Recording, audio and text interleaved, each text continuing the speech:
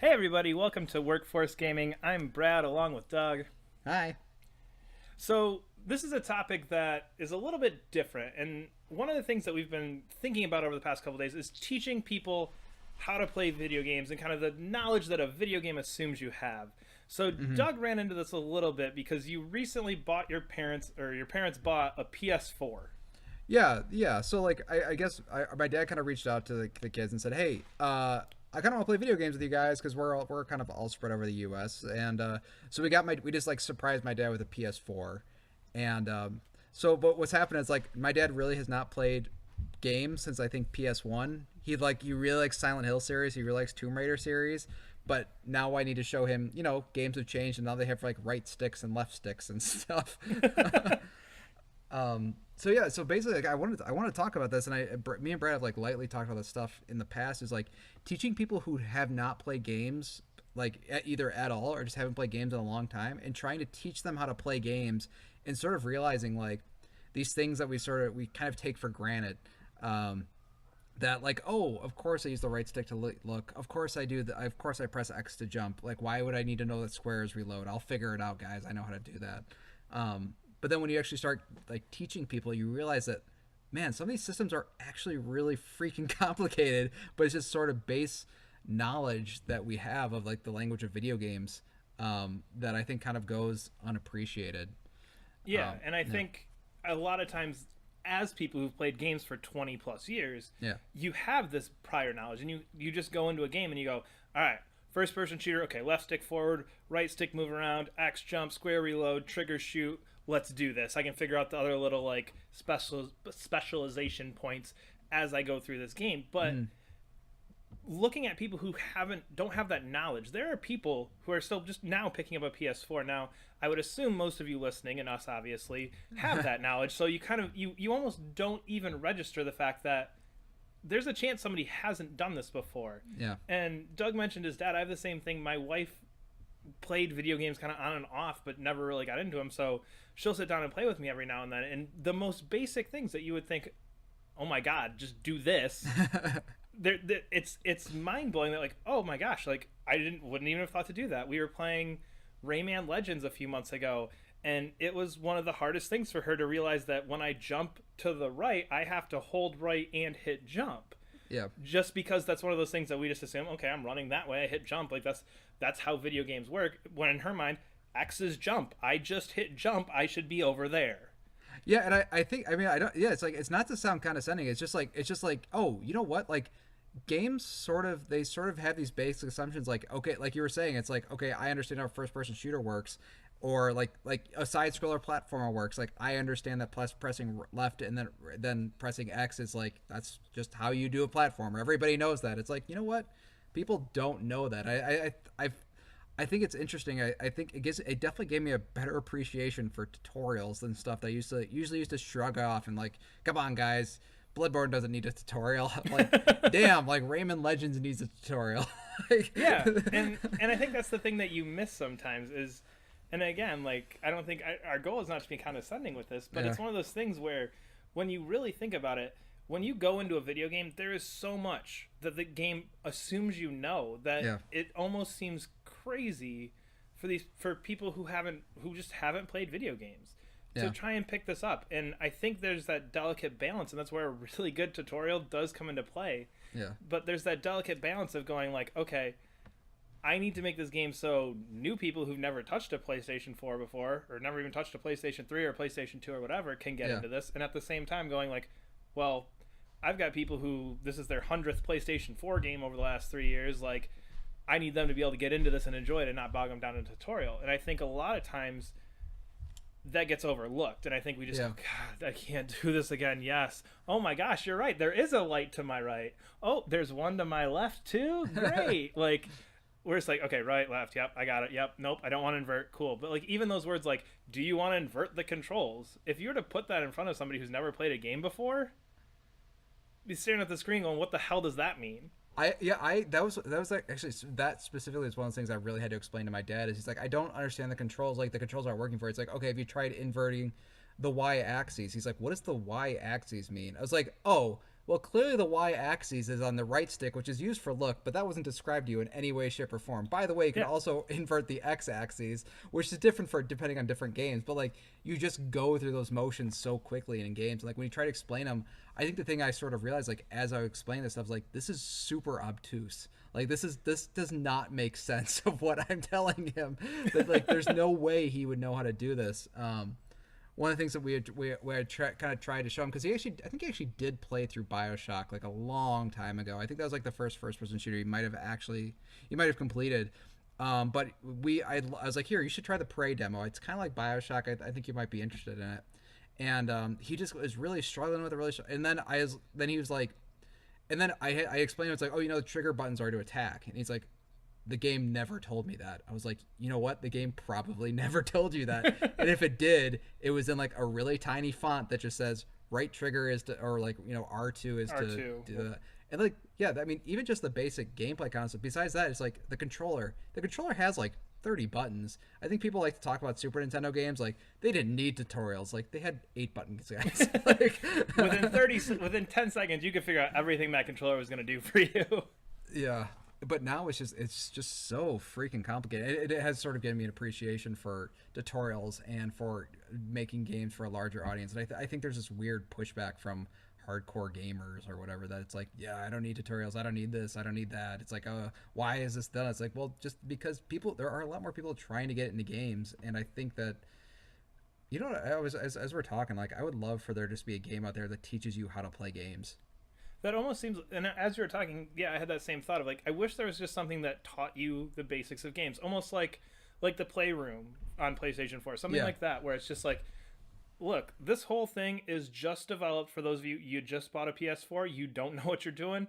Here's a 10-minute this, a 10-minute that, a 10-minute that, just one of everything. Because I think a lot of times, and I see these threads pop up and these comments pop up of like, man, like I really want to get my girlfriend, my boyfriend, my brother, whoever into gaming. What's a good game to start them with?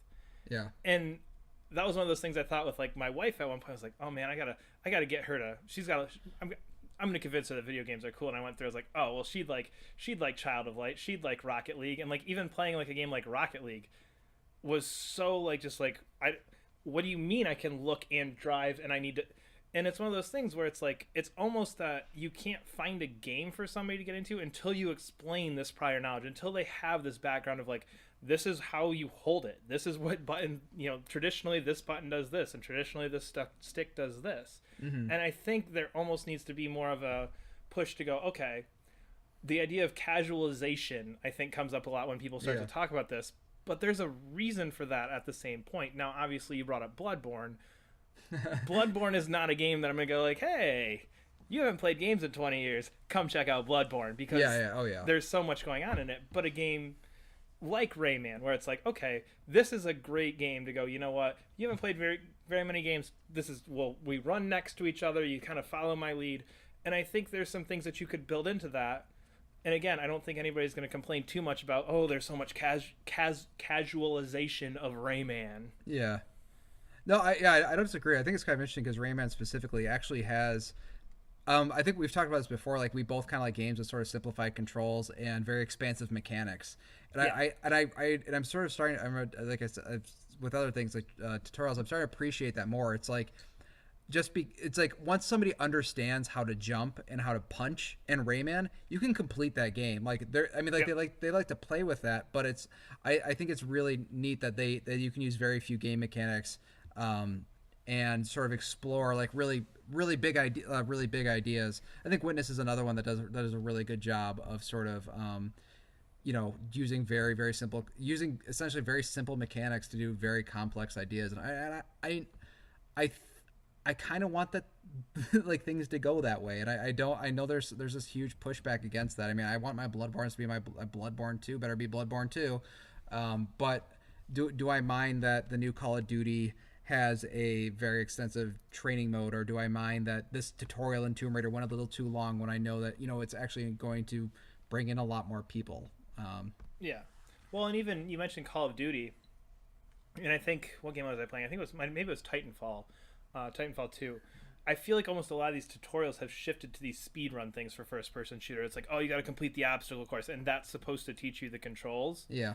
If you are new to a game, and the Titanfall 2 one in particular, I know is like, you got to wall run up this side, jump to this side, land down here, shoot these 3 targets, and you're supposed to do it in a minute and a half. And it's like, there are many people I've played games with over the past couple of years where if I said like, oh yeah, this is going to teach you the game, they wouldn't get through the first like checkpoint, because it'd just be like, I can run on a wall, but how do I get to the wall? Like, and just walking up to the wall, you know what I mean? So I think there's all these preconceived notions that I think really give you a very good perspective on what it must be like to be a game developer who has to go, guys, I have to somewhere or another teach this guy who doesn't know this. I need to teach him how to do this. I need to teach him what a wall run is, because that's not something people do in everyday life, before I can tell them how to.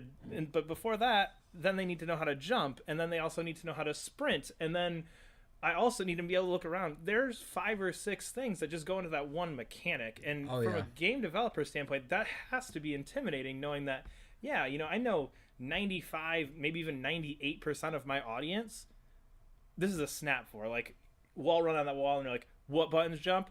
Cool, got it. All right, let's do this. But there is that group of people where it's like, you got to slow things down, and I think that gives me a new perspective, like you said, on tutorials, and I think that comes into that play where it's like, hey, do you want to do the tutorial or not? And I think getting to that point where, like, you know what, a tutorial really needs to be the basics. I think a lot of times tutorials even get to the point where, oh, we're just going to joke around through the tutorial, and it's going to be a big joke as you're going through this. And I think that goes, you know, not only does that for a lot of times just go, ha ha ha, you're wasting my time, but at least you're being funny wasting my time. At the same time, I think it's going to put off some of those people who don't know what they're doing, like, because now you're like, oh, so the game is insulting me because I don't know that X is jump. So I'm really curious how they're going to start building tutorials. Like, I think the game I actually chose for my dad was Destiny, as the game that we're trying to play together, because Destiny, I think, actually as a first person shooter is pretty simple. Ooh. No, I would say it's a general first person shooter is. I agree, but I feel like somebody'd be like calling you out on that. No, because I mean, he was playing Prey and asked me what an inventory system was. I was like, oh my god, like, it's like, whoa, I don't even know how to begin to describe what an inventory system is. Yeah, and like the big thing we ran into Destiny is like, what is a skill? I was like, oh wow. So I think this all does sort of come back to, I think there needs to be a basic primer on teaching people how to play games, and I don't know what that is or how that is. I think that games maybe should even have their own individual rating for the ease of ness to get into, because I think a game like Horizon, like, I really appreciate it because it doesn't tell you a lot, but I was like, I would never recommend that game to somebody who hasn't played games before, just because there are so many crazy systems on top of just controlling a third person game. And again, and I think that's where that conversation of like, what game do I show my girlfriend, boyfriend, brother, sister, whoever comes in, because Horizon, like, to me, that is a game that I absolutely love, where it's like, I feel like everybody should experience that game because I love that game. But if my wife is like, oh, you were talking about this Horizon game, I should play that. No. No. We'll build you there. We'll build you there. Let's start here and we'll play a couple games and then you can try this. Because it is that point of, I know there have been a few games that I've played with her where it doesn't even matter if the story's interesting and what you're doing is interesting. She's just frustrated by, like, I don't know what I'm doing. We played Child of Light, which is a very simple turn-based game, and just even like, how do I find a potion? It's like, oh, well, when you go to potions, you got to go to items, then you got to pick your potion, then you got to pick your character you're going to assign it to. Like, there's so many just basic assumptions in there that it's like, man, we really need to slow this down. Like, potions go in your items, and your items you access through here. So it's one of those things that I think it is a delicate balance, and I do think there's a lot of things that you really have to think about for this. Yeah, and I think from now on, just after trying to, like, actually, because I wasn't sitting next to my dad explaining this, I was explaining it over the phone. So when you say a sentence like, oh, of course you set a potion in your item inventory and then assign it to a character, just is an insane sentence to people who don't know how to play video games. That is a really strange sentence. So I think now when I'm playing games, I have a great appreciation. Although it does kind of inspire me to actually, like, try to figure out a way that I can actually, like, you know, teach people to do this stuff. Yeah, it would be. I love the idea of packed in instead of. And I think, you know what, actually, this just popped in my mind. I almost feel like that might be one of the reasons the Wii was so successful. Mm-hmm. The Wii had the most basic packing game you could possibly. Oh yeah, It was yeah. Wii Sports, and because it was new, it taught you every single motion, every single thing you could do Yeah, when you started playing that thing. that's true. And I think that's one of those things where these kind of packing games, this big demo disc, whatever it is, I almost think that's a role that should fill. And I think that might be why the Wii was so successful with casual people, is because it's like, here, look. See, the game just says you point it and then you hit A and then you swing your arm. Yeah, And yes, that's a very simple mechanic to get behind as opposed to something that's more, abstract like a controller. But you could manage that with a controller if you had that game. If you think about bundles at this point, you're bundling Uncharted 4 and people are going like, oh, that's that game I saw that commercial for. And you get into Uncharted 4 and that's not explaining to you how to play a game. Oh yeah, my dad's trying to go through that right now. It's not going well. You have to get in the cover. It's like, oh god. It's like, yeah, geez, even explaining what the cover-based system, much less a normal third-person shooter. Exactly. So Yeah, I really think it's one of those things where I think that's a good idea. But I think this is one of those parts where there is this huge argument against casualization, but Yeah. at the same time, games are expanding, and games expanding is good yeah, regardless of who you are. So I think this is one of those things where you could get a lot of pushback and go, oh, you just want games to be casual, you don't want games to be hard. Like back in the day, I picked up Mega Man 4 and that game sucked because it was so hard, but I fought through it and I figured it out. yeah, And again, like you said, that's much more simple, but at the same time going, yeah, but the people who are really trying to get into Mega Man, that's not my wife. That's not just, everybody on the streets going like, hey, I just bought this Nintendo thing. That's kind of cool. It was much more of these people who are willing to do that. Whereas now it's, man, I've been playing whatever game is popular on the mobile phones now. I should Yeah. probably start playing like these other games because maybe I'll like those too. And I think making that transition now is much more popular, and that's leading to the need for some of this casualization. And I think as much as we want to sit here and argue against that, there's a need for it. And I Yeah. don't think, like you said, Bloodborne doesn't need it, but there are No, games yeah. that do. And I think that's an important thing to realize before people just start sitting here going like, oh, casualization's ruining games. Yeah, I think, and actually what I've sort of actually noticed a lot of games I've played recently is like Horizon specifically was like I put on hard mode and I turned off a lot of the HUD stuff and I was like, oh, the game is perfectly playable at this skill level. I think back in the day, like you made your easy super easy and you made your hard unfairly hard. But I can tell now that developers, especially with HUD options, are kind of letting you choose your own difficulty. So yeah, you can say, oh, this game's really casual. It's like, well, here's the settings you can change to make it not casual and still make it completely playable without putting you at an extreme disadvantage. So I think those things are sort of being put in there. It's just people aren't. I think developers aren't really acknowledging it because they have to acknowledge that their game is that they have parts in their game that are meant to be easier for people to understand, and they'll get immediate pushback because the general gaming audience is sometimes crappy. Yeah, nobody wants to hear like, well, we made Horizon easier to get more people to play it. Nobody Yeah. wants to hear that. Yeah. So, But I'm kind of glad they did, and I hope that maybe one day we can actually have that conversation with a broader gaming audience. for sure. But anyway, this has been Workforce Gaming. If you liked what you heard, you can subscribe to us on YouTube, follow us on Twitter at Workforce Gaming. And yeah, we'll see you guys next time. Bye.